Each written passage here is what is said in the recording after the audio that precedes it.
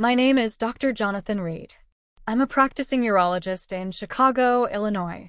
Over the years, I've seen thousands of patients, each with their own battles, fears, and struggles. Some cases were straightforward. Others kept me awake at night. But there's one patient whose story has never left me. One man who reminded me why I became a doctor in the first place. This is his story, and in a way, mine too. It was a cold Monday morning in late November when I first met him. His name was Michael Turner, a 47-year-old father of two who had recently moved to Chicago for work.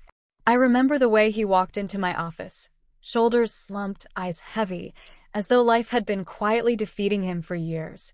He tried to smile, but it was faint, almost apologetic. "Good morning, Dr. Reed," he said softly. "Good morning, Michael," I replied, extending my hand. "Tell me what's been going on."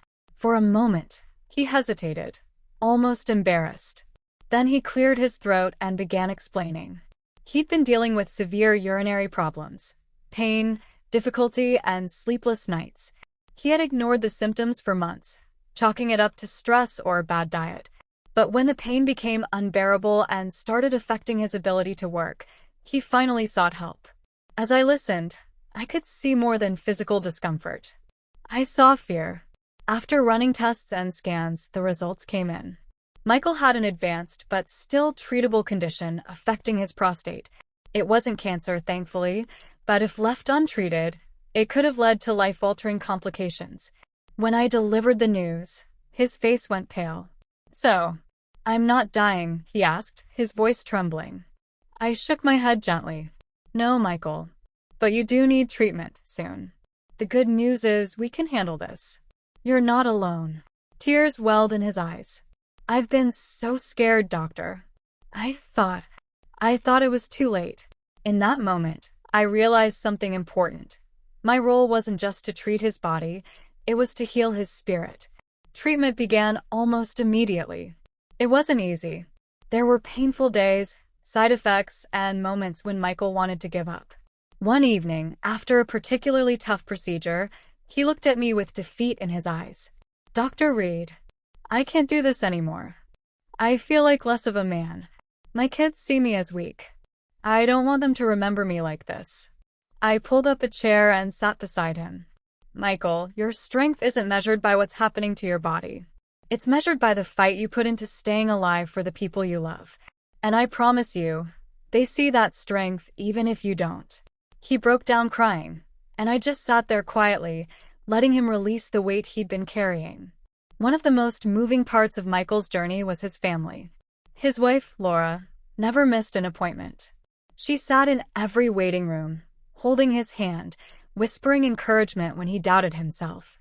His two kids, Ethan, 14, and Grace, 11, made handmade cards for him every week. "Get well soon, Dad," one red in crayon. "We love you no matter what."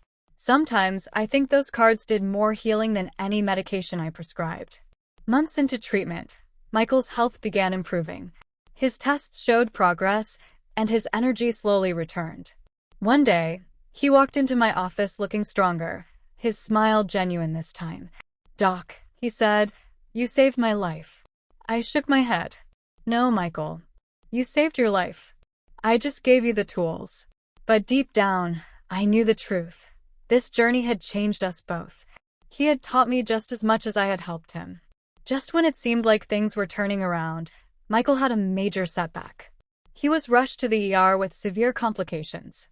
I remember the call at 3 a.m., rushing to the hospital in my scrubs, my heart racing. 4 hours, we fought to stabilize him. Nurses moved swiftly, machines beeped endlessly, and I felt the crushing weight of responsibility.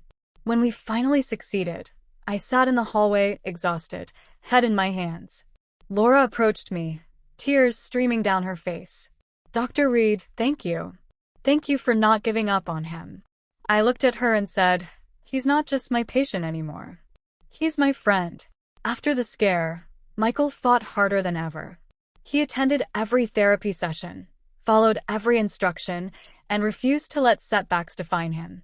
Months later, we reached the day I'll never forget, the day his tests came back clear. He was officially in remission. When I told him, he hugged me, tightly like a brother. "I get to watch my kids grow up because of you," he whispered. I'll admit it, I had tears in my eyes too. That case reminded me why I chose medicine in the first place. Being a doctor isn't about titles or paychecks. It's about moments like these, moments when you hold someone's fears in your hands and help them find light in the darkest tunnel. Michael still comes by the clinic once a year for checkups. Every Christmas, his family sends me a card with a picture of them smiling, Ethan taller now, Grace growing up fast, and Michael standing proudly beside them.